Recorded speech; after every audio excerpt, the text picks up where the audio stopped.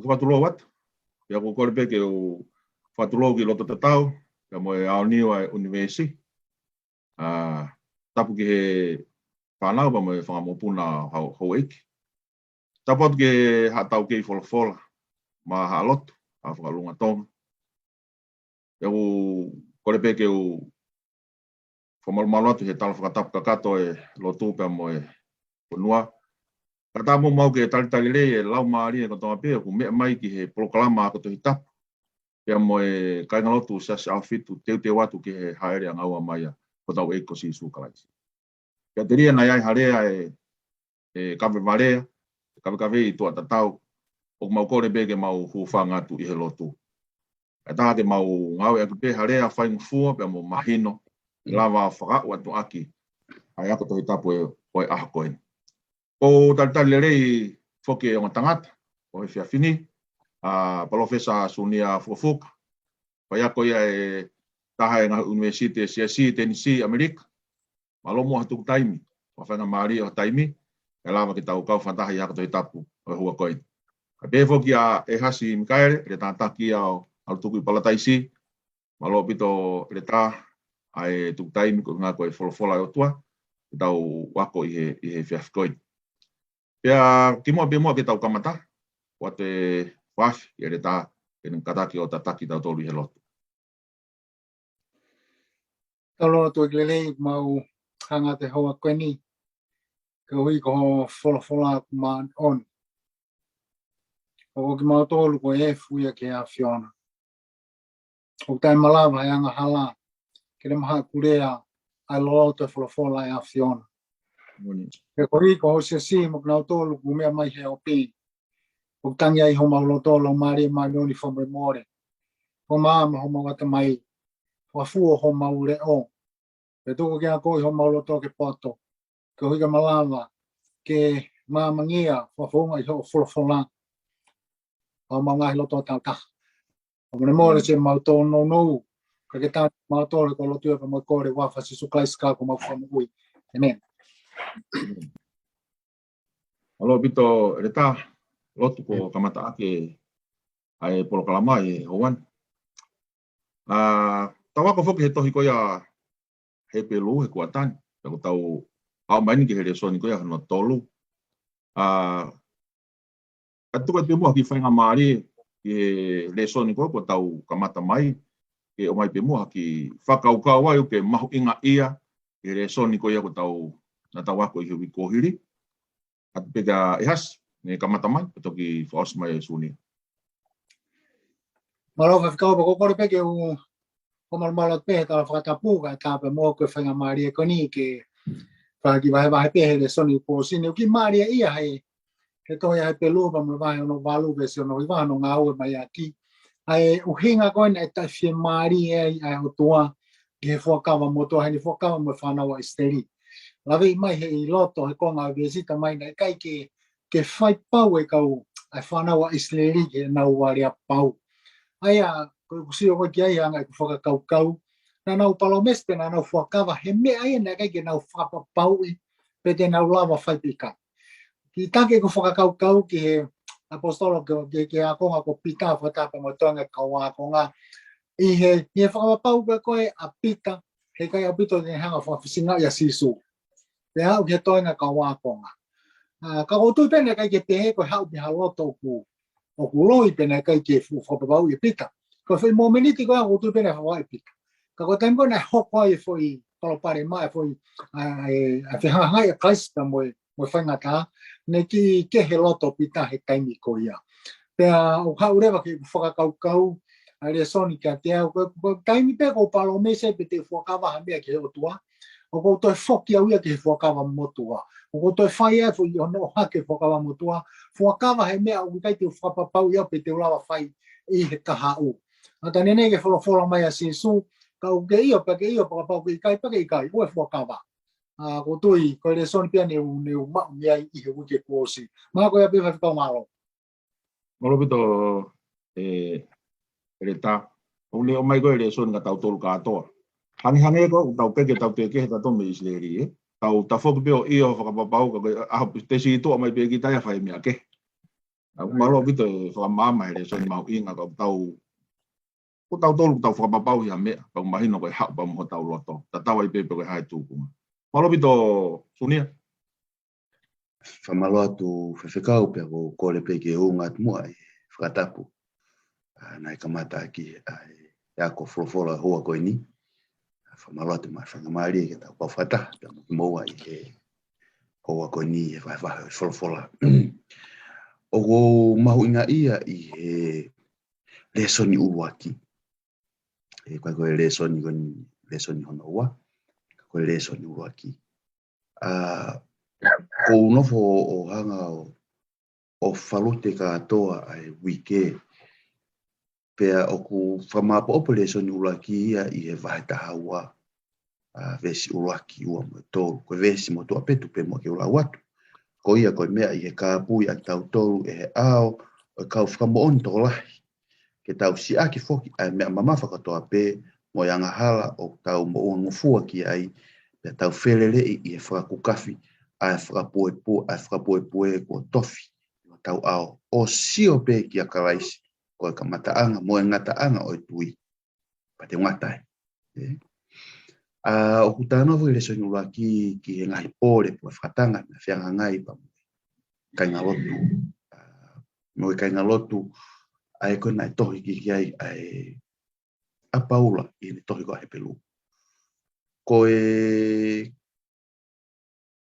a hoko ke pe koe o siko koe o ngahi kalano ki ngai pole whianga ngai mo ngai whakatanga whianga ngai pa mo kakai tui ko ni o tala noa ke he Malaise ko Malaise pa ko puke ko no po fo ko ma ka pa e whakatonga e whalelei ki anga whakau ako toka kofi ia ko toka kofi ia pa no fule wa whakau o wanga fe in this last days ko fehu i whaka osi ko nga whaka osi a le soni o ai ko ai wike ura ki a whaka osi o wanga fe hanga e kalaisi o tokoni i tau tau ke whakamau ho tau matai a kalaisi o te whakare ai pe whiwi. Paku ua pe whonga, ko taha, ko ngai whakatanga mo ngai pole mo uime whakaata ke tau wa usia, ke te kelele tau tau ke tau whalala ki he eki, ko taha ia. Ko ua ki ai, ko te toka kovi ia, i ngahi anga hala, o te whakahoko. E te toka kovi ia, o kurea ho to konseni si, tangata, ko mea ko na o hala. And it's the interplay ko vainga ai o iua ko ni ko ngahi me whakatu asino o whakatai kalaisi ke te wheao moia pia moe mea i loto ia kita o kurea o ne whakatontonu mai kita ke ua te toho to mata mea kalaisi kai whai ai whakapuepue a ka ua pe utawa o kilan koe konga pea i he le soni ua ki o ko mahu inga e ai po ko fie vai. Malo. Ko pito ni ai. Ko manata ko pehe ko me aku te toka kovi ia ko anga hala. Te toka kovi ia ai pa ko ke te loto ke te foki ai pe te fowa. O le to tau mata o he tau motua pe ai miki to pe o kuna e viri ko fie alwen ko mau klosi pa ki tua heni manukau i lo e to ta ko to. Ya ko ne toki fu klosi ai pe viri pe mau al. Ya ko ni na kapteni pe mau al. Ongo me loa pe ki tamsi indi me mau aluatu. Loa pe pau ke mau foki mai pa te eke atu ki ai. Te tau to e al tamai. Ko ku crash e men he i kai ke to e al. E ko fo itala noa ko whainga mea aku te toka kovi ai koe ke tau pehe te lua. Koe mahino rewa koe crash e meni a kai ke te kehe pa mo tala loto koe ne ai toko taha koe. Malo pito Profesa Sunia. Ko tawa mai whake ne tawa koke ke le soni koe hono tolu. Koe kawe ngā rea mahino ke ngā aki koe alo o e tala ofa. Ke koe foha o e tala ofa. Weekend. Koe tau vesi te fito. Koe koe he pelu wa raki pa mo e vesi koe hono ua. Ko ne wholofola i he ngahi aho ki muini ke te tau tolu i hono alo. Aia ko ne tu uni ke a ana e ngahi mea ko toa pe. Aia ne ngahi ai foki. Ai ngahi mama. Ko e malama ia o hono nau mo e tatau au pito o ene afio. Kia te au ia koe le soni whainga tae. Ka koe mea maari heni i he veste fito pa me tala teu e tau le soni o ne o mai ka te tau tolu I he anga hala pe koe aula ki o matua o ku palo mesi ai pe ku tala ofa e alo ai e o tua ki ula ki o matua pe hawa o matua ula ki o matua atama mo ivi pena na pehe e hoko mai I ona foha pa kau ka te tolo ia tu I ai ko o mai ka te whakau kau koe koe palani koe o tua ia o I kai ke hange ia ko ki tau tolu whainga tangata koe vela ha whare u tau toki tāke hen whaia kai hata haku puke abu tau tāke he 911 o toki hoko o laki hoko e whainga ta a ia pe tau toki kumi e toko ni ke solova koe konga peni ko maari I he konga koe ni he tala teu tau le soni o I kai ke tau hanga gets caught by surprise o I kai ke pehe ke tau whaka oho ware e o tua we koe na wanga hala whi mau koe I kai koe o tua hene o wha tomu ape ane o mai ne palani o ne alo o wha e alo e tala o wha ko hinga pe ko ta whainga ta ia ko koe pe mo kai ke he o tangata ko mo toki hanga mo whaka sino mai e whakau kau koe o e alo e tala o wha I he tau le soni I he ahon tawa mai mo ke he konga ula koe o e le soni he aho ulua ki a Sunday I he ngahi aho whaka osi ko eni I he ngahi aho whaka osi ko eni katak moa e ta ki tala noa mea nge ki he whakau kau o ngahi aho whaka osi te mo e tala ofa e ki ene kakai Alo vito whewhikau. O ke ango ki fo I kupu I rea e ua. O ku lawei he re soni pa o tui. O ke peo no hinga. Ke tauhanga whatonga e angi o kuna kehe whaka o hinga peo mo whekupu I rea. Koe whekupu I rea kaha koe ngahi aho whaka o si. Pe mo whekupu I rea kaha koe kuonga I ngā kāma. Aea koe ngahi aho whaka o si. O ku ki whaafeto oa kia pa mo whekupu I rea koe ni kuonga koe ngā tāanga. Ka kotui ko hinga ko lawe I mai he Sunday. Ko foi kupu I rea ko ni una tu na o ke ngo taimi ke hepe. Ko ngai aho whaka o si tu hi ke taimi I he kaha u. Pe ku vage pe ku kai ke vage ka ko tu ki ha ke taimi I he kau. Ngai ko me ko lawe ko e te talo no me. Vai fa vesto no me do tapa mo ko asa sere mai vai wa tolu. Ko ko ko e ngata anga ko tu hi ke ko nga whaka o si ki mo ke te whok mai a klaisi. Ko tu ko lahi kaha no ngau aki e palofita ko ia ko tania la. O ku mahau ki mahino ang hono whakarea ko ni koe e Paula ia hepelu. E mo vai ko hono ua ki pa mo vesi hono ua. O ku whakarea e Paula ko ngai aho koe ki muini. O tu mahau ki mahino ang ia. O ko whakaukau ko ngai aho whakausi po ngai aho koe ki muini e toi ko hepelu wa he ua ki pa mo vesi hono ua. O ne hanga ia o whakaha I mai ai ngai ai tala ofa o tua ki ene kakai I kia muia. Kai ke pehe ia ke toki tōpe I he kuonga ngā kaanga ka aku hoko mai a mui ai ngai tala ofa koe ni. O tui he kai ke ulawe ki he ke ngai tala ofa koe ni ko tui koe le soni o kuiai. Ka te o mai peha ki whakatangata pepe me toi koe ni anomi pa. Ka mo vai ko no ua fa, vesta fa le rei ke vesi ko ono taha hiwa. Te kai ke to la ko to ai vai ko tu me be ta ko to ai kala no ko nyo pe la ki o pe la mi profita ko ni. Fe nga fo ke a pe la ki tu mo ape ke ne hanga fo mala ia. Ka ko o mai e fu fa kau ia ko ni ka te ta tolu ko hi ko si o mama watu a pe la mi ki ka ofa o to o whakafonga ia I foi tala ofa na ne whaika e palahami a senes vai tahaua. Mo tui whako koe wahi ua whanau mi pate unga au e aki. Kana toi whakaonga mai foi palomesi koe koe ka e palahami o whakaonga mai vesi hiwa koe ni o no mi pa pe kono wharea. O monu ia o kune hanga tāpa ki koe. Pea e mala ia o kune hanga whamala ia I koe. Sai koe vesi koe hano taha fitu. O lere vesi hano taha whake taha iwa. Ka mahako foi tala o whaka tō ia he vesi taha fitu. Ki e taha iwa. Kau kai ngai kala ofai mako mari ia kai ko taha ngai kala ofai bis taha pitu o ne kala mai na sio mama o atua pelami e hopo hake ha fetu ya mi se kope ya tene ta ya moape bis taha valu o kawa tu pe mo itomi ai pe tena hoko ko kolo ai a Israel ko ui tena fatupu fili ki Israel ko me gogo ki mari ia he besi ko ni ka pare tau ki fokisi ke tohi ko ni ke mahe ua noa pe ko ni ko o no mi pa besi ono taha fa ke besi ono ua taha lamai ne ta ofi e o tua ke oa apito na fai kuna hanga kapa ngo fonua ko ni moape mo itomi he ko hiko family pe ko ha ko o lote ko ha ko e palaha me ka ko hiko nofo pe ko a ngo fonua ko no fatupu fili na sio mama o atureva ai palofika ia taimia e hanga i sire ro kampu kinaua ka inga ka pe moape pa mo itomi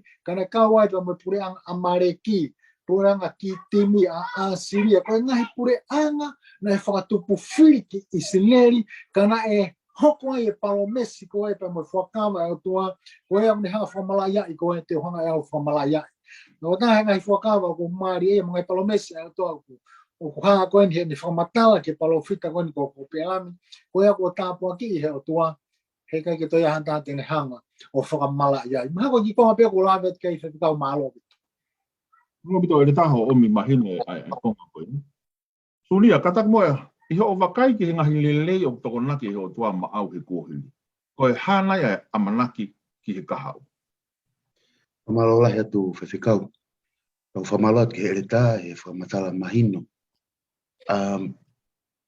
o iai penga i tala ofa e ki o te ke tawa usia o wai ngai tala ofa o ke hanga mai memu o hangi ko lakte sol nai ka vai fa vestani mo taono to tu me mate Isaya vai horini ma vesta fitu ko fratu fo o ngai langi pa mo mamani wa kolinto vai ni ma vesta fitu ko fratu fo o ai tangata Daniela ua fa tene fotu ni pule anga hiliang no fra au ai mamani motua Patlau ko to matiu va ta hawa ve so val ke to no lo ke mo fu ta val ke wa no pe ko tu i pure anga fo ko ya ko kalaisi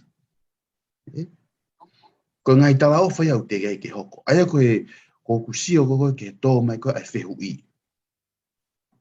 o wai nai ha no faria te u falala nai ki ngai tala o fa ko ni e hoko nai ai ko no mo ni ko tau sio pe ke historia pau okupau ngai tala ofa o kawa tala ofa nai tala no gai ai eleta ka pau okupau ngai tala ofa ko ia ko hili ta to tonu pe ke pau ngai tala ofa o ku hanga mai memua ko tu ma ko hanga ia ai fa kau ko lele mana tu ki to ko so siwa ke time ko nai o se no ikuna e so siwa ai fonua o tala ofa Pako ne ngahi ya kona ki whaka o senge whanau a Isteri.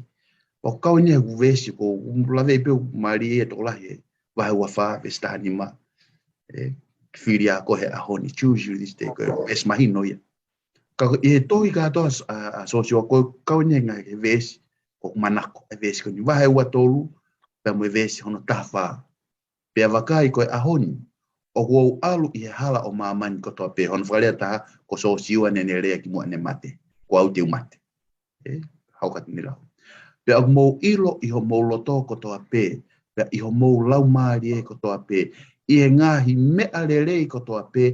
Aia na e folo ai e sihova ko mo o tua te te ko tolu. Oku i kai di aki ha mea e taha. Ko whakahoko ko toa pe ki te ki mo tolu. Pea oku i kai di aki ha no mea e taha. Whapalangi And you know in all your hearts that not one thing has failed of all the good things which the Lord your God has spoke concerning you. All have come to pass, not one word of them has failed. Amen. O te giai tōlalo, ai tala ofa ai eki. Ko ne whakakakatu. Me I tempe ai ulatala ofa aloa ke kolosi, ko ne whakakatu. Kaya ka mea utau ke itu atamake ke ngai tala ofa o te ki ai ke whakahoko. Manatu ki he taha ngahi rea pene kaunanga. Ko e tau kei mana wahe pe ki he taha u ko e ngaro ia tau tōru a ngahi lelei ko fai si ho ma tau to e ko hiri malo malo bito so ni ta ko ne o me whakawai pa mo amanaki lelei e ko mea ko na ko hiri pawat e o ko ne o me mo whakatua amerie ka te tau tolu ko whakatua amerie o ku tau whanong ko to heni ko to taha ko to ape o more taha no ngai family e whanonga angatai more lo tonga fu maha whakauha ko ni a ko e amanaki ka te tau tolu te tau te whailoaki he hana he o tua te o miki nao tolu i sino fo owi malo bito sunia tau hoko mai ke aho ko ia monite ko kawena aho monite ko folofola mai o tua ke te tau tolu i hono alo katakpe reta i whakatala noa mai a ngē ki he kamataanga o i tohi ko ia he pelu. Rei ko ngore soni koe ni ua ki mui una o si lawe mai ke kongala. Pea ko te pe whakau te o lawe peka ki konga si pe i he konga koe ni ki mua. Pe koe kamataanga e tohi koe na he pelu. Ka me koe ne oswai kia lau rea koe ne me fuka palparema pa mo whaingataa ne whikuki pia moe ka inga lotu koe ni o inga lotu siu koe ni ko nau ta foki mai o lotu whakaristiane pia koe ua o palparema koe ni ko na ura ki pe maana ne na osi whanau pe foki ono malangai ai toe ngawe koe te foki mai a klaisi pia koe hiri e tau bebe ta tolungo fulu pe tau tolungo fulu si o te kai ke foki mai pea ko hange ko kamata ke whakaloto si i ka te nao tolu. Ko tu e maha ko tohi to tonu pe nia ure hanga o mai ka te nao tolu. I he kuangani. Ai palapare mata tau pe whoki he ko te mana toki taimile te toki papi mai ke siasi. Ai veke ko he ura ki wike ua mahina ura to lere mahina ua. Veke ko ke au ke lotu kau he mea ai siasi. Pea ko ne ki fofoloa pe ko kamata ke hawe ki whakapiko. Ka ko palapare mahalo na hoko ke kainga lotu. Ai ko he pelu pe ko taha palapare hono ua ko hono tuku aki ki na tolu he kuna ka ingampe to kua ko na hanga lava ki ai lotu tuku fuka holo ko ni na tupu hake hange ko lotu fuka suta pe ko mana tu ke time ko ni neu na fufu a fetaula ke ba mo tangata iki one ilo ko ni ko sa ha fitu pe ko spoko ma fe lo aki pe mai ka tia na ia ha tau whanga kui mua na sa hafitu ke alo sa hafitu ko tu maha ko taha palparema na whianga hangai pa mo si kainga ko ni na ta foki mai me lotu whakasuta o mui he lotu whakaristiane ya ene pe herewa ne kamata rewa ke na loto si kamata rewa ke na whaholo mui o au pe ki hatai me ko ri ake ngahi whakataha anga lotu pe whai ko ni Paulo hano whare ki na tolu sa i he kamata anga ko ni o tohi ko o he pelu ko ngo kupuire ko ni ne tala noa ke ane nai o kutoe asi pe he tohi ko ni a he pelu ko ngi mua mo ko nga ko ni ki mui na ko ngo kupuire ko ni o ne hanga ia fuka ha i meka te tau ai kehe o ngo ko nga kehe Pena ia ngahi mea na hoko i ngo kuonga ke ko ni. Aia ko kuonga ko ki mua ko tala noa ia mo kuonga ki mua ko tala noa ki hono mai wa mari e ko ni to ia pelu ai kuonga o mamani ko ni. Na ia kuonga ki mua pena ia kuonga ia ki mui. Pea ko kuonga ko ki mua ka mai ka to ia pelu na fola mai o to ai ka ngai tamai. Pe mo tau ngai fonga kui fa fonga i ka palofita. Pena hau he fonga ke he kehepe, i whakatai pepa mo ngahi o wau. O whekau aki, pe mo palomesi ko ia o Nisaya. Ko kuanga mai koe ki muini, ka mata ia pe mi hono alo i koe o Kalaisi. Ka rewa ke toe whakafola mai o tua whakafonga, i ngahi taipe pe mo ngahi o wau. Whakafonga he kau palofita, ka whakafola mai re maia i hono alo. Aia ko ngai aha koe ki muini, kono whakahoko mai koe e Kalaisi, kono whakahoko mai a o Luialati, koe mea to tonu koe hoko, aina e whai kei e palomesi i he kuonga ki mua. Whakafonga koe whakataipepa mo ngā hiou wau. Nō tui koe whakakaukau koe o mai ka te tautoro he kamata anga o he te lū, ne ka mai ka te tautoro ko Kalaisi, koe wholafola whakaausia, koe final word ia o tua ki mama ni koni me mabanga pe ka ka mai to ta po ki ko le mo me ai ka ko la ve ko la hi fanki ka hi de mi una hopo mai na to o to ta mai ko na ke ka to fo la no to hi to ho ka to fo la pe ha we ni mo ma fo ka ha ka wo sanga he pe lo ta mai ko fo i lai ne ko la ko ne o si o fo mai pe he alo ba ko ne o si ko ki te a to fo mai ai o to ki mui ko do ne nga pe ka tanga te ma ka fini ke fra mama ai mea ne o si fra na o fra ka to be a class e ko nga mai ko ni fra o si ma ko ya pe ko me pe ko la vi ke fe ta malo malo bito yes o mi mahino pa mantala ko ni fe lave be mo ko nga ko ni e so ni akata I fatala no me ange ki fakau kau ko ni ko si su ko kapiteni ya ki ka kai tui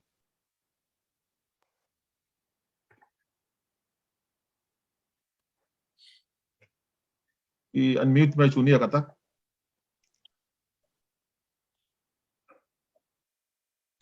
Kata.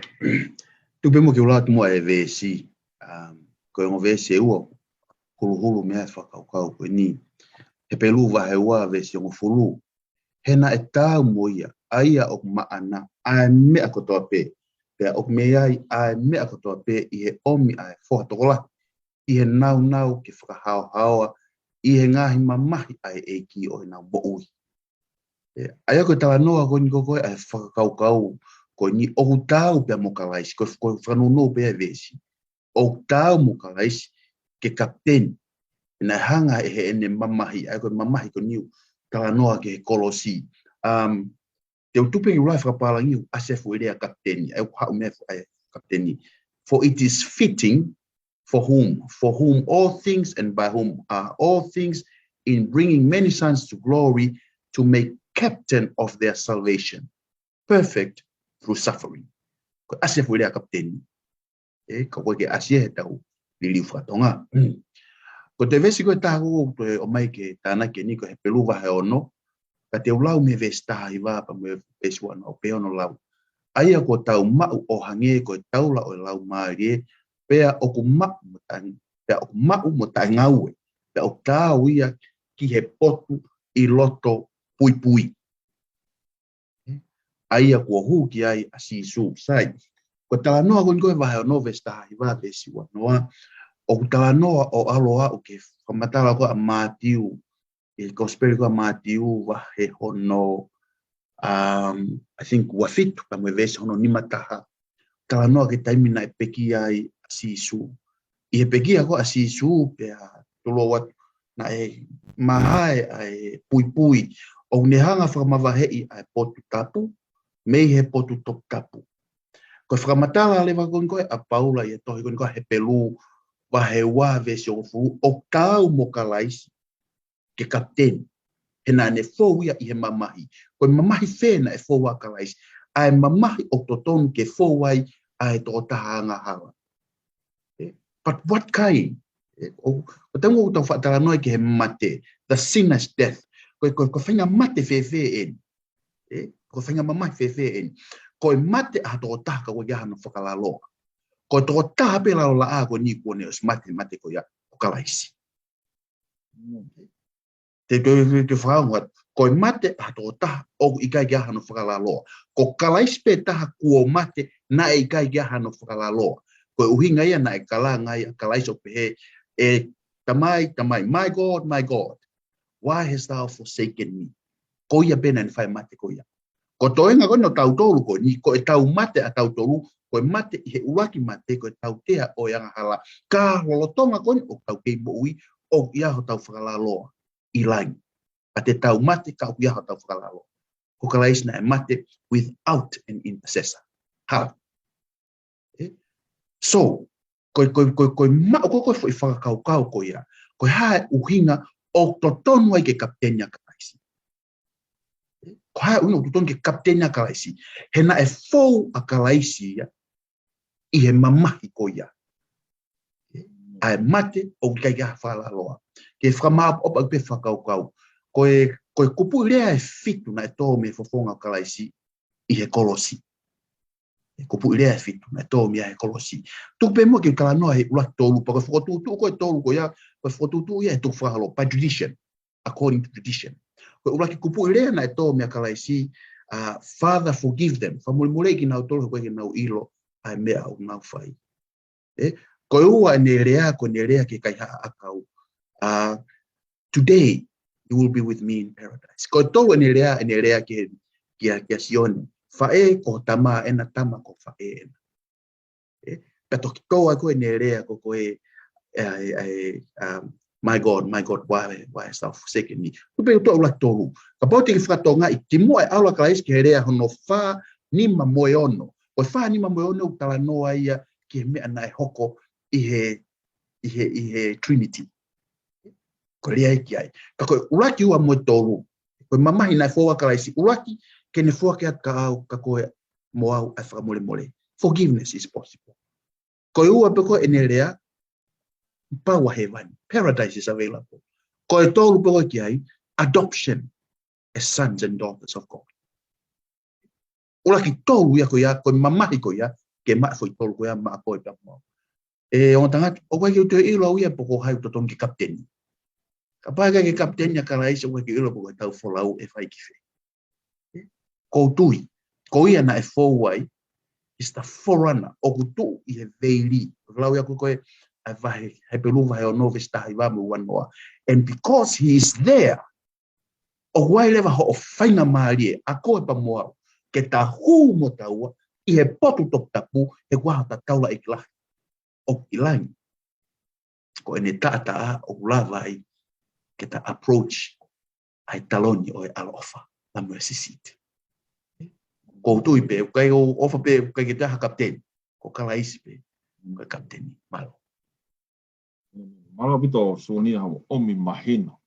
Pea uni omi me whakaukau koe. Koe hai ea te te aike kapten. Koe toko taha pea ku tāu. Pea koe ke ilo paka pau e hoko ko kapteni. Kua pau mo au. Ai mo ui pa mo ui tāngata. Malo atu, whamalo atu sunia omi mahino e konga koni. Tau hoko atu ki he aho hoko paka aho tūsi te ia. Hai au pehe kawi ngā koe māmaia o e nau o e otua. Eas katak whamole. Ki whakatala noa mai ange ki he whakaukau, ko sisu koe malamaya o e nau o e otua.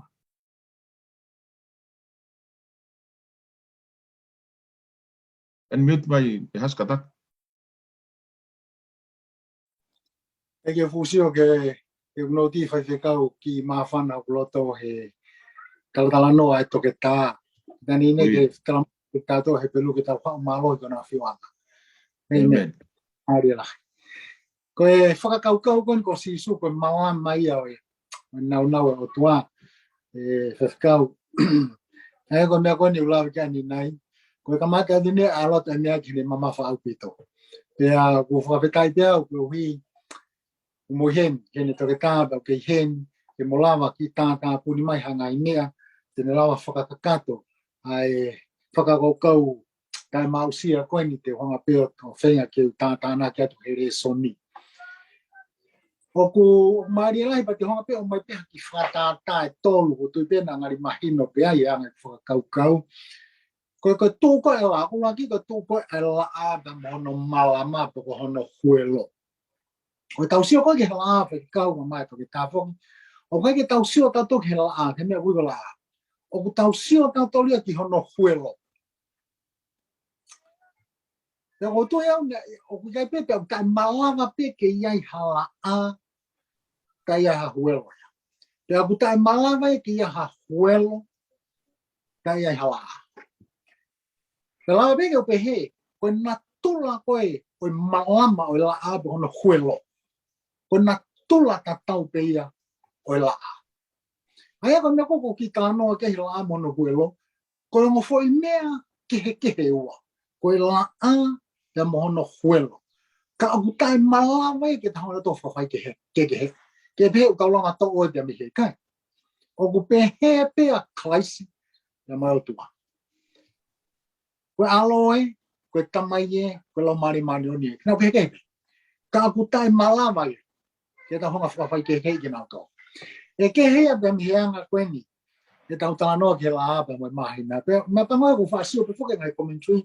Ngau eke ngai commentary ni e whuirea koe reflection. Kau kai ke utui koe whuirea to tonu. 有一個到少嘅買那，我嘅下媽咪係買那，我咁媽會你媽媽安那邊咩啦啊？誒馬拉話嘅咬一啲份嘢，嗰個豆豆就冇有多，我計馬拉話嘅媽咪豆豆，我咧問嘅啲豆豆有多，佢哋話開始計，我開始佢媽，嘅邊一邊咩咁咪邊冇攞買啲買攞啲，舊計馬拉話嘅豆係都放喺嘅。佢家係翻到我買啲嘢，根本係放嘅係有時數係冇用啊，因為會多多路嘅。哎，個費力放嘅馬路，我呢啲咪費力個 transfer 啊，後尾咪費力啊，我講啊，佢pepe，佢metamorphosis mahal個費力啊，又嘛喂，我嘅嘢佢費富，咩佢費富啊，我啦佢費unufe，又咩佢費unufe對阿拉佢pepe，佢費富嘅多路佢呢，一 stage 嘅。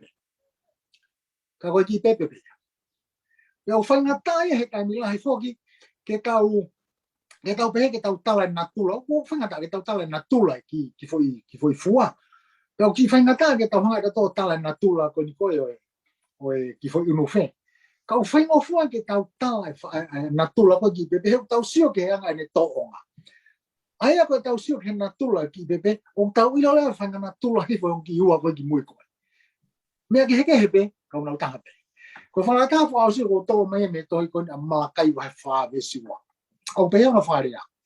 但係好怪啦，我多努嘅定冇多路，我把事啊叫另外，譬如佢一合費多，佢攞嗌會咯，佢多咩嘅呢？唔係呢個冇多呢個，佢阿食會咧會落嚟，佢班冇多好當啊！呢個阿食會咧，另外會咧嘅咁得到嘅，我記得我分別啦係喎，我記得嘢啦啊，有啲人咪會落嚟。我老關舊係 commentary， 我老家咩嗱到佢結嘅呢就開始，就不過當路，佢係好易嚟喎，佢係有啦，佢開始啊，而係咩惡度啊，佢係有會咯，佢開始啊，你學過乜嘢媽媽？我講你我媽嘢嗱到啦，你學過乜嘢媽媽呢？係嗱到啦，佢惡度啊，係嗱而係佢點話？我佢發覺俾我都發覺馬路邊度有啲得，俾啊。我記得不過飛都係叫做搭白位，條地行係有一對記法個布里嘅飛虎嘅落馬啊嘛，嗰陣個嘅行下我時候買，馬路邊度我買誒咪得啦，馬軒俾啊花火誒講下句，但係咩數呢？誒，不過對比係講我哋南邊嘅嘢係嚟打，佢下嗱有發舊嘅鬧嗰又多啊。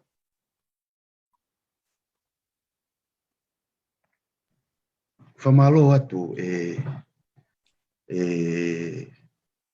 Afrika o fiu. Whamalo mo ke ele ta whamatala I no. Ke mahino. No kai sweet, short and sweet. Koi meli e atu. Whamalo la ele ta whamatala. An malama mai nau e atu. Koe tau tufunga lea, koe lea o tau ngawe aki taimlahi. O koe ke lava he lea o whakamatala ai loloto o whakaukau o tau whainga ke tau talanoa ki ai. O whamaloa te le tae whakamatala maari.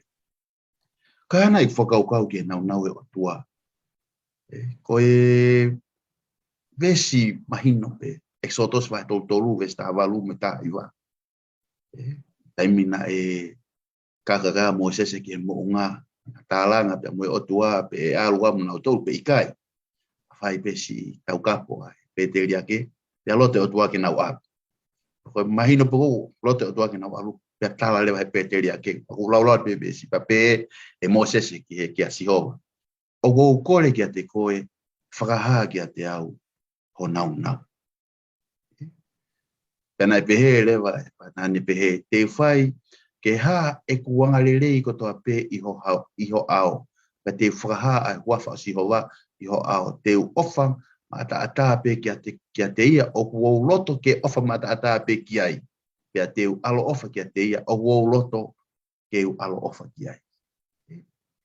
Somehow, koe nau ai o tua o ku tied up pe ku hai ia I he lelei a sihowa. Conforme a kunyu na whakataha pe. O ka taimo ke no fasio e tohi koa exoto si tohi no mi pa ko tem ko tau tala noa ko ke nau o Sihova o tau tala noa tau tolia ke presence of God aya hono whakarea ko ta tem ko na e sio ai ko palofita ko Isaia tohi pa he ono bes ulah ua mo tolu pe na sio palofita ke tangi ko ka sela fimi pa pe kau sela fimi o ma on oni a Sihova pe aku fonu ai mani I he no nau ono whakarea taha o ma on oni a Sihova pe ko o Sihova his presence fill the world ka ko presence ko o tua ko ne mamani sorry at ne mamani o ku haika to na tolu I whakau ko lele ye na o tua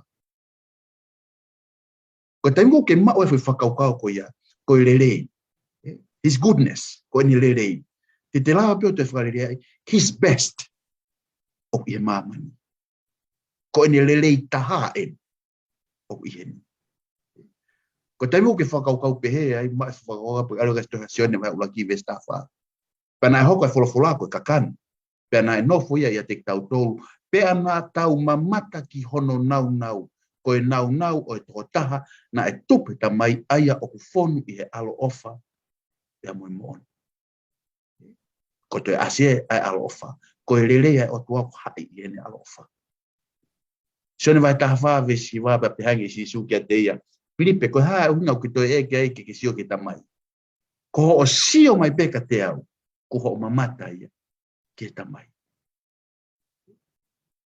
no kapati te furi o te faria peta tengo que whakaukau I ke nau o tua ko si su ko sino ha mai o tua he nai ofa pe o tua ki he mamani pe ane fuaki a si su ko ha o ke to sino vai ta fa vai ta anima te lava pe nai ofa pe a si su ki he mamani o ne fuaki no lau mari maonio ko ene kakato ia ai o tua I he mamani ko ene ko nau ia o tua ko ofa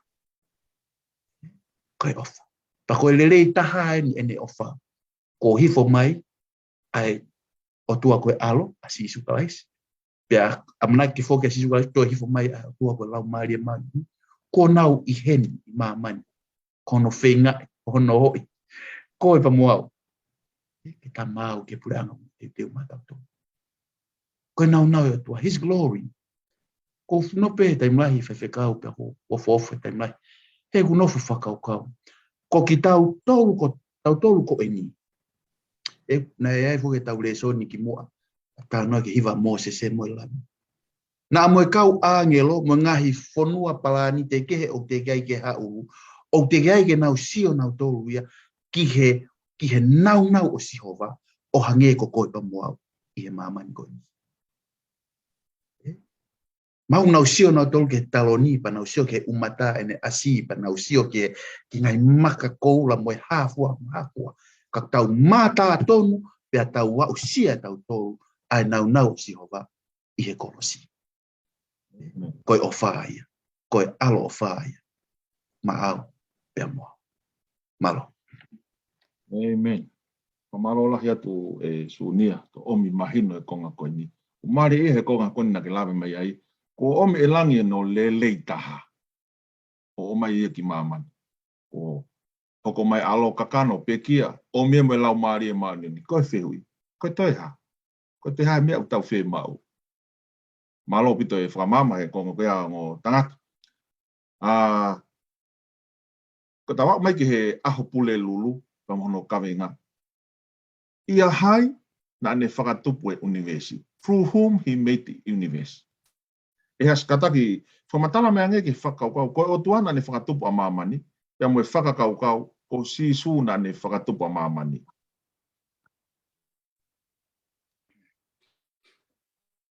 Malo pito pia koe ne lawe toke taa ne nai ko puiria ne pe o lolo to fa. Pia o monia. O lolo to fa we a pule lulu ki ulawa ma ko pusi pe lawe ke whamatala. Ko ha pe o ku ngata anga pe mo kata ki ngata ngata.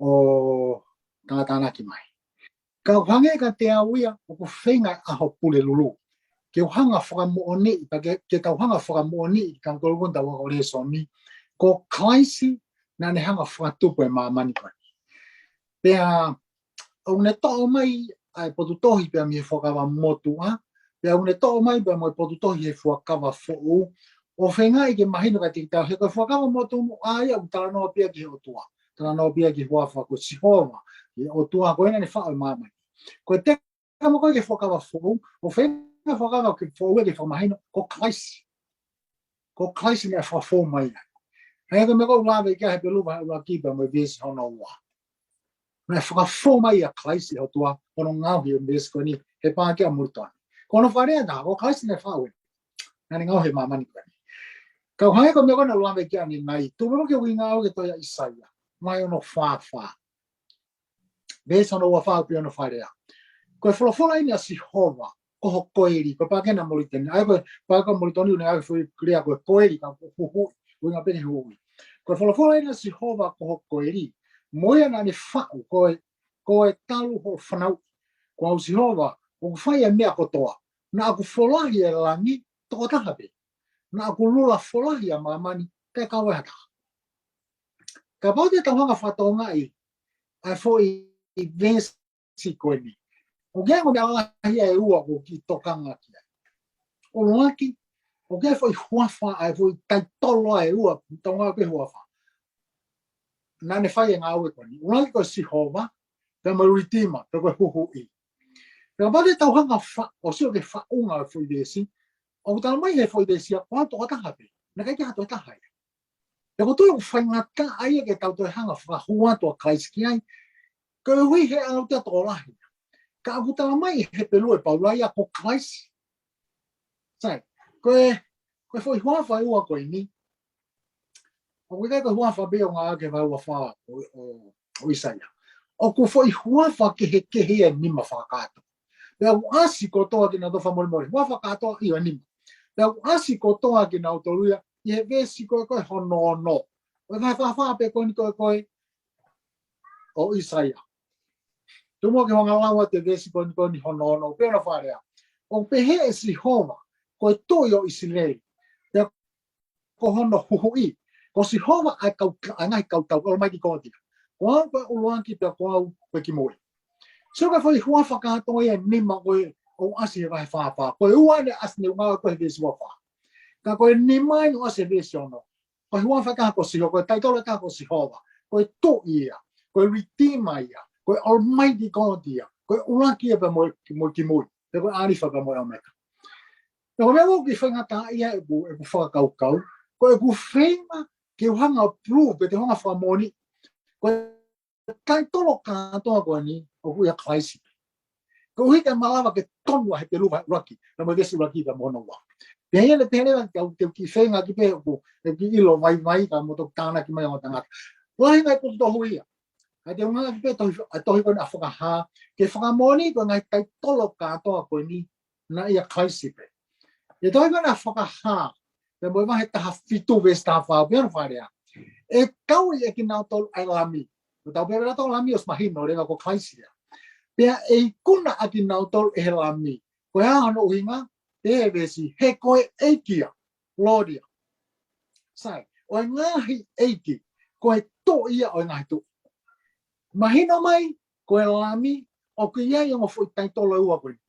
o loaki koe eikia matui koe huafa Sihova o koe ke whaangau e aki he ka usei koe kono molu malu pena hoa rewa ngā ke fo irea ko lo pea o ke kai ke ngā kai o ke fo i taitolo koe tu ia ai ako mahina marega te tautolo ia o ku malawa ke ngau e ke fo i taitolo o ku ia kaisi fo i taitolo ua koe ni koe o tua ia i kai ke ngā kai koe tu ia o ngā hitu Whahawa hini mamba mo vesi hiwa o pehono wharea pena nau hiwa ake hiwa fo o pehe o tau mo koe ke to ai tohi pea ke vete hono ngahi mea whakamau oia ha hono uhinga he la e tāmate i koe tau mahino ini ko tānoa kia kaisi he la e tāmate i koe pea kua ke huhu i ritima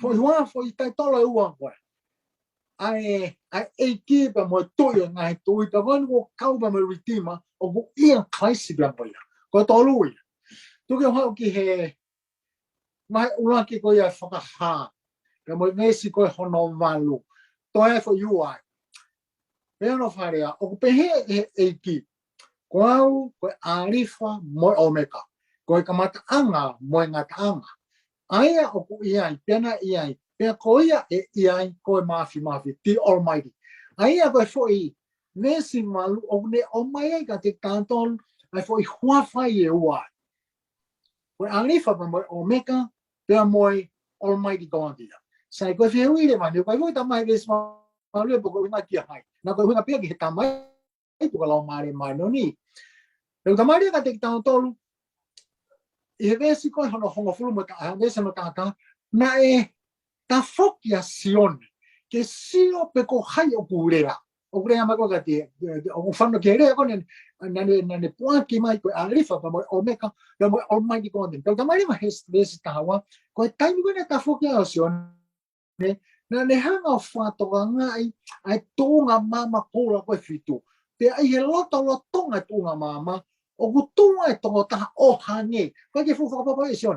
Kai hange ko e fuha e tangata. Ai aku smahen be foki e fuha tangata ko kaisia. Ka aku hange ko kaisi na ne fai mai ko erea. Arifa mo o me kan ko di almighty god dia. Na ko tau rifa ke pesta hamalu. Na tau mo mai ariau.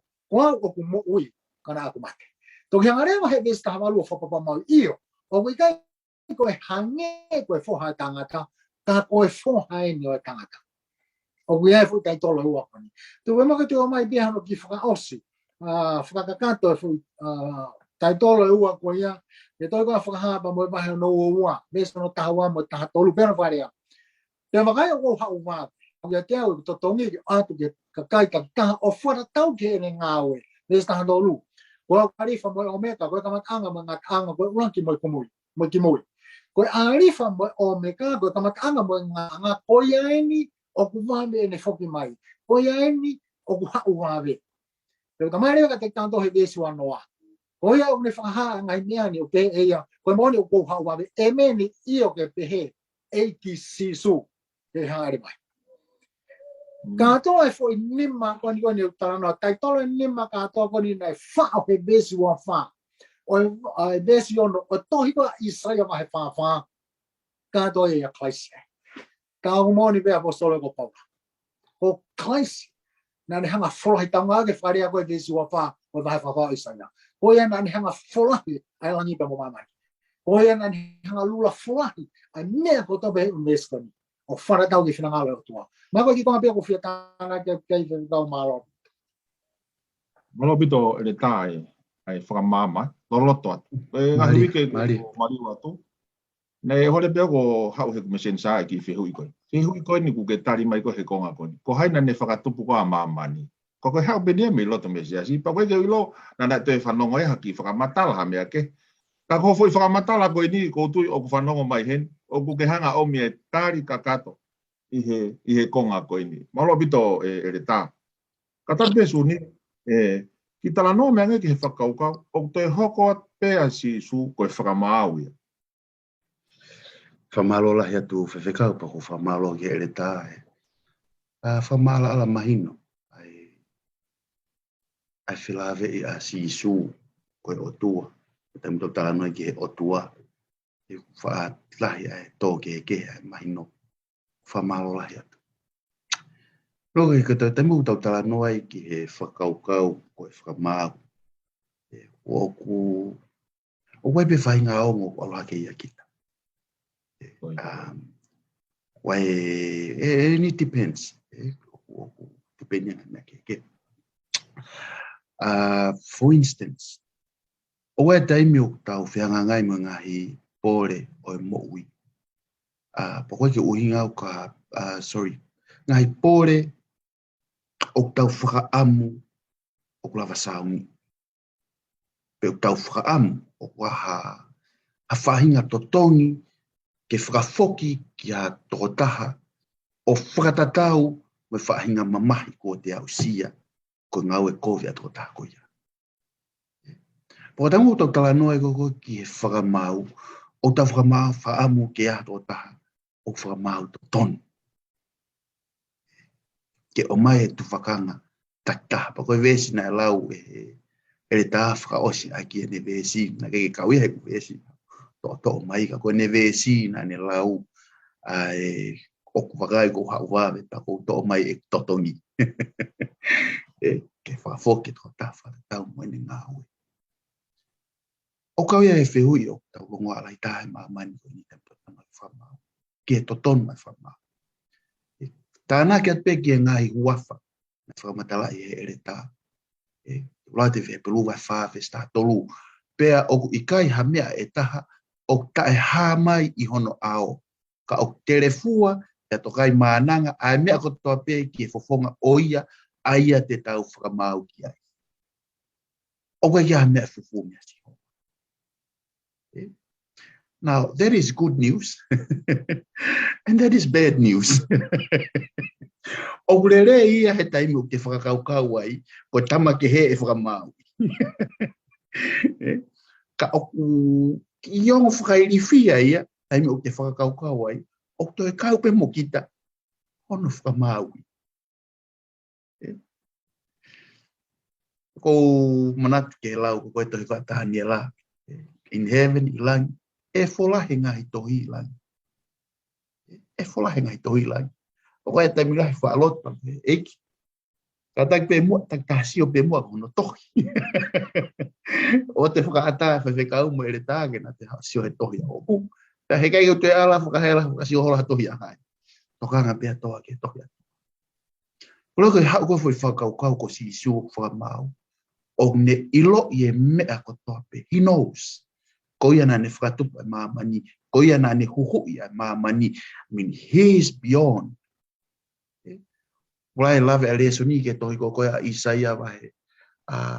Whawhaves wa whaki wa walu. Yo tamai koe uho koe whakaukau ko ia. Koe taimi ko koe na e hanga e Isaia. O whakahingoa a sailosi. O koe ki umau e whakahingoa whakatonga maho koe. Whakahingoa whakatonga koe kōlesi. Cyrus, ko kōlesi ka ku ngā refu lea ko sailosi ke whakahingoa ai. Na whaingoa he palofita Isaia a sailosi. I he kaha u tene hau o whakahauwhi ai whanau esteri te mei Papiloni. Koe uhinga e reso ni ke ne talamai ki a te tautou ai umafi koe ni ai otua. E ne ope atu hono mafi ko ia pe koe otua tatau pe e hoko koe whakamahau. Kono whakapuripuri e. Neongo ko vei ua he whakaukau o ilo he otua ai mea kotoa pe. Ka kou toi loto lahi pe. He kuia e tātaa. Ko taimi ko e whola hea koe tohi, mahalo koe whaingau e re e tohi e asi, ha whaingau e taha. Pea kulokula. Te asaka ki whaingau e re e taha. Pea asa pese e ngofu, ai kulokula. Ko whakaukau pe he. O ko whawhetai ki he eiki. Ka pau ko howheu i whawhekau. Koe ha e whakaukau e toi hoko pea si isu ko e whakamau. Au whakamatala ki ai ane nai, o tānai ka peki ai whakaukau ko ia. O iai huk taula i kilahi. Wau taula i kilahi.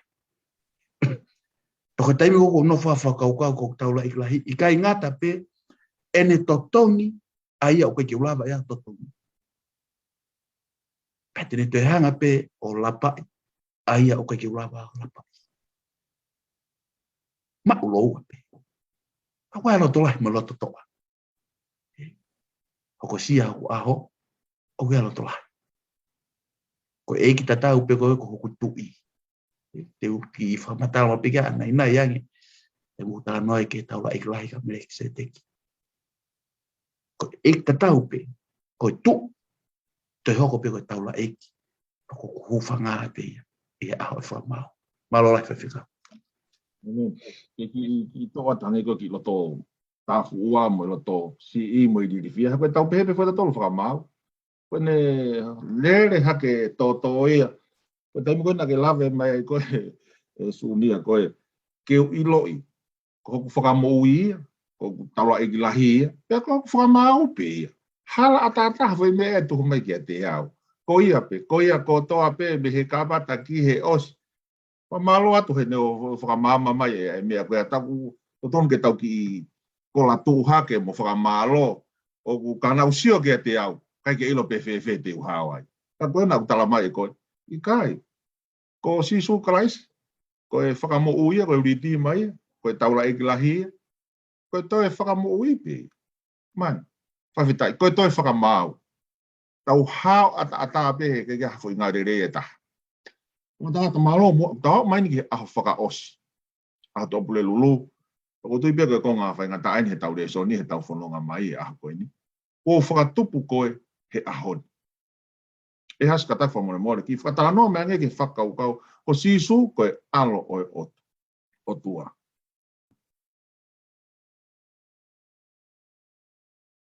I unmute mai has kata. Bueno, vida mea que lavi me kai fe kau tu kui mai e mama fatahai ki mui ka ke tu mo ke fai te ha fa he koe ange a pule lulu he a to pule lulu ko foi ia whakatupu na whakatupu ko he ahon te ke hoko ko e alo o tua o walo lewa tau whakakau ka ko e alo o tua ia na whakatupu ko e tuka he peluva e uloa ki o ku mai ua maari e I ene whekau anki pe mo alo tope ko kaisi ko e waki vesi o lele ke vesi tolu o ku lawe ai ki he lele yange a kaisi I kau palofika pe ko tere ko me vesi fa o lele ke osi o ku tano areva ngai vesi ko ni ki he lele yange a kaisi I kau angelo Pau kai ia wila puka hana e fulahi ai e whamama whahe konga koe ni. Kai tisi whai vesi tolu peke kau palofita, kai vesi koe tahataha ia koe ke kau angelo. Ko tu mea mahana ia haki palaparema I e kai ngalo tu siu, a hepe lum hal. Kai kia mau kia kolose pe ko tu talo Tesalonaika, ne ai ki lawe a paula ki ngau e ki koe kau angelo ke whai kia e hu. Mahalo pena koe palaparema ai. Kai kia lawe kia. Ka ki ai e foi mea lalahi e whahe, e foi uhinga lalahi e wha, na e whakatala no ai a paula ke kai ngalotu he pelu, whekau aki pe mwe lelei lahi ange, pe lelei ange a kalaisia I he kau angelo. Pe ko tui, ka foi whakakau ko ia, tene hangarewa whakaho aka mai ka te kau tolu, ai uhinga ko e foi whakarea. O whakatupu ko he ahoni. Alo koe o tua. Ai ako fui whakakaukau fui uhinga lahi ai wha. Koe uhinga uaki wana uasi he vese nima. E o maari au pita tuhui hanga tonu hape paulea talamai hanga tonu ai. Koe toko kahape he tohi kampu I whamatala paula. O kuui koe alo o tua o kalaisipe. Toko tangape. Toko tui kamate tau ki foki te tohi asione. Mahe tolu vese tahano koe popak tanaupe. He nai ofa pehea o tua ki mamani, nai ne fuaki hono alo tofu pe taha. Aia koe mea koe o talanoa ki ai vese nima, o ku leleia ngā klaisi he ku kahape ai aloia o tua. Sai, e ki whe paki e ne tuu ana. He ka paute tau ki alu ke tohi mahal a siope, ta mai siope. Koe kau angelo, koe ngahi foha ia o tua. He ka paute tau alu ki a Efeso, Talamai ka te tau tolu e Paulo. Ko ki tau tolu, ko whanau ki tau tolu ai otua. Pea I he ene pehere, ko ngai fuha ki tau tolu otua. Pea I he ene pehere, ko hano uhinga kuia ia klaisi, ko fuha pea taha alo tu pea taha otua. Ka I he kai me kau pea, ko kau angelo, ko ngai fuha otua. Mo ki tau tolu ko ni ko ngai fuha otua. Ko tui mahalo ka tari I whake kau, I loto ia he fo irea whakatupu. Koe whairea whakatupu pe koe pikoren, o hangeka te au o kumau koe whairea pia taha whakapalang, whakatonga ake whakatupu ka pikoren whakapalang, ka koe liriu mai a ngā whairea kehe uhinga kehe pia, miherea koe ne hiki ake tohi tapu. O kumalawa ke ngawe ake whairea pikoten ki he whanau I mai, o malawa ke ngawe ake. Pero koe whairea pikoten o kumalawa ke ngawe ake ki hataha, o kai uhinga ia ke tokota ne whanau mai, ka uhinga ia ke tokota, yes, a very close relationship pe mo tokota hako. Tuke o atu bai fui whakata, ko tohi kona he pelu vai tātaha ves taha fitu.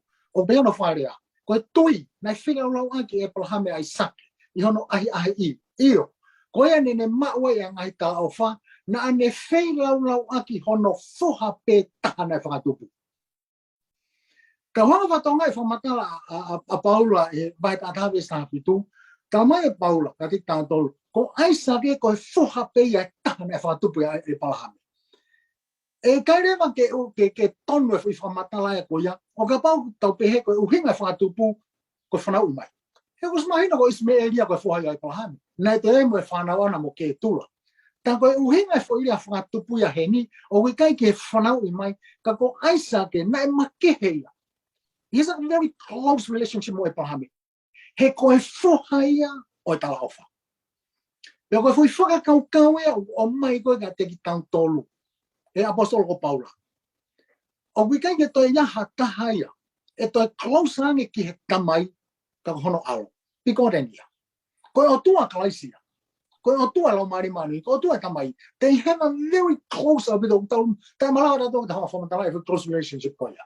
Ta ko nei o tau ka mai apostolo. Ko no wa o hinga. O ku pehe e Paulo o ku lele nga klaisi ko mesiono ya. He o na worship e ka angelo ya ka klaisi. Ko no pluma e Paulo ka dikta to ko klaisi ko tua. He ka pau o ku kai ke o tua klaisi ta ku mau he ka angelo ya. Ai fica una que fica hono of.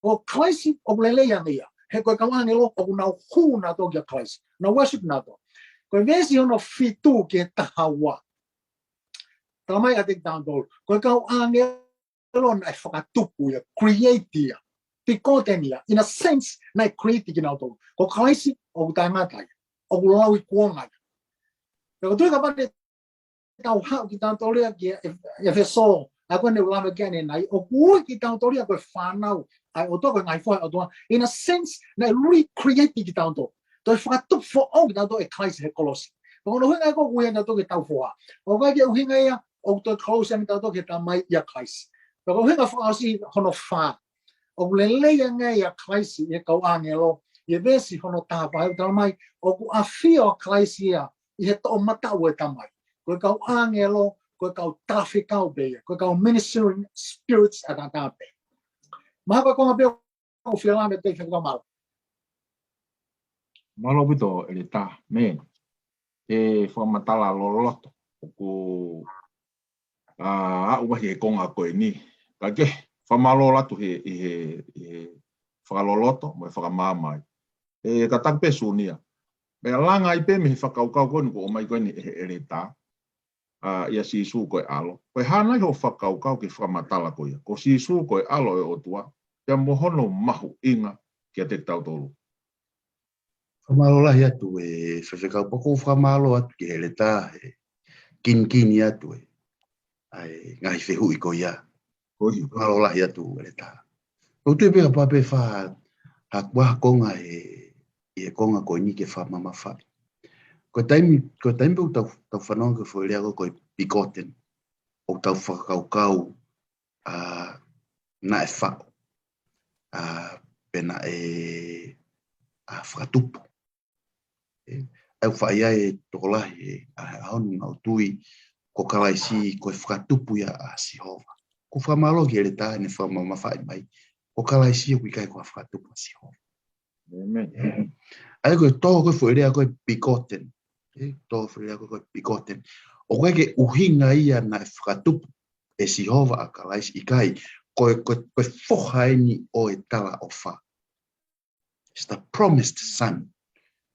O koe tōko koe whoha koe e tala o wha. Ko tengu tau tala noe ke only begotten son. Ko tengu na e whlea koe ka e palahame.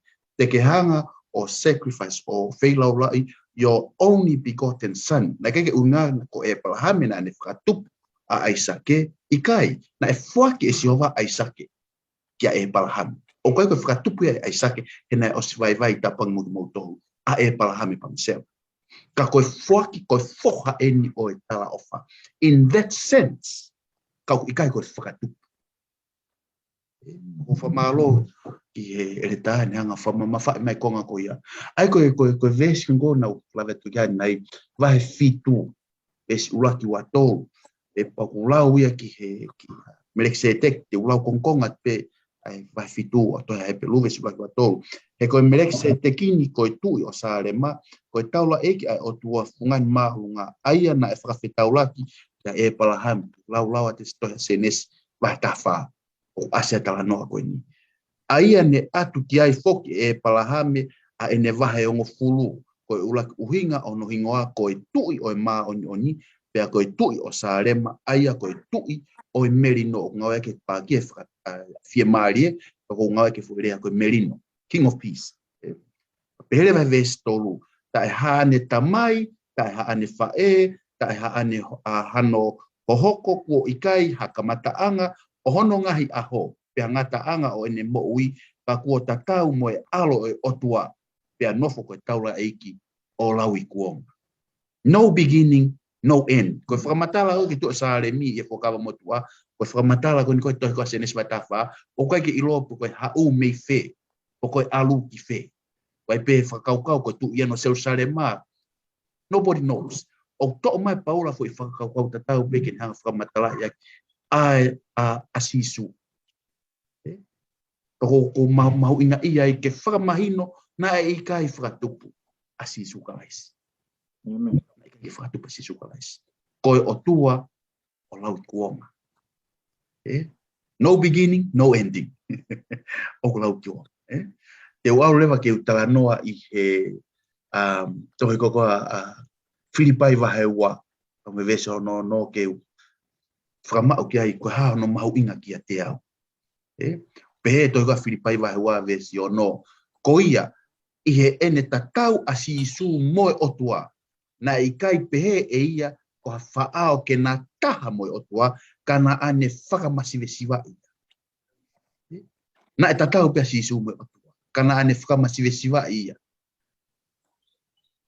kana whakamasiwesiwa ia o ne to'o kia te ia a e tatau mo e tamai o eiki pe whanau ia i he tatau o e tangata te hoka te wesia ko maari ia whakaukau ko hame o mau inga e ka te au na e whao e tangata i he tatau o e otua pena e toho e tangata i hangahala ko ha a e whai to'o a e otua ki hangahala o tō ki tangata o tō i hangahala pena e hanga he otua o whao a e otua i he tatau o e tangata ko e lau pia e vesi whao tau tō i he tatau e otua pia tō e ulaki o mātua ko fai to ole vai otua ko hau ai otua i he tatau o tangata sisu kalais one to o ia tatau o tangata ke lava o fai hono huhu i ki tauto ko uinga ke ia whainga maari ki a koe pa moau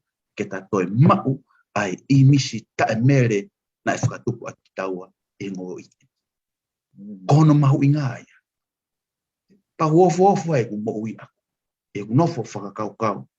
Man, ko mau e mea ofa taupo taha alangi, ko hono i misi, pia mau, pia hifo mai rewa e otua, o ai e tatau e tatau. Rufo i rea whangau e aki, in the fullness of time. O taimu ko kisio ke tohi hoko koa sisu, te vita, re hapi, ko pati sepa, o asinga hingoa ko ni hingoa inu tama hanga paula pe kana e whao katoa e anga hala ko ni i he kakano o eki pe a tutuki a ke kosi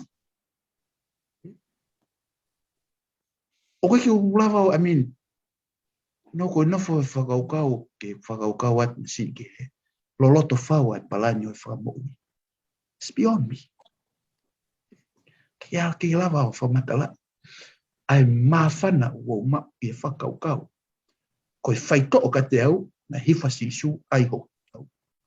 Ke lawa whakamui. Mawhana bea whakaukau, ta mone e lau. Ko mawalai. Ko e toi ben koe pa mua. Whamawa whakikau. Awa pito umi, omi mahino. Mo whakaloloto, pia whamawhana pito e au mai koe ke konga koe ni. Au whio ke he kamata anga tau le so ni konga whainga tae. Tau da tolki ai, tau mawhana ki tau tōria he tau mai ki whaosina koe nei he tau le soni. E has, ami o ke e whamapopo mai whi lawe mai ki ai, i mua koto ki whaosi tau le soni. E kau malo,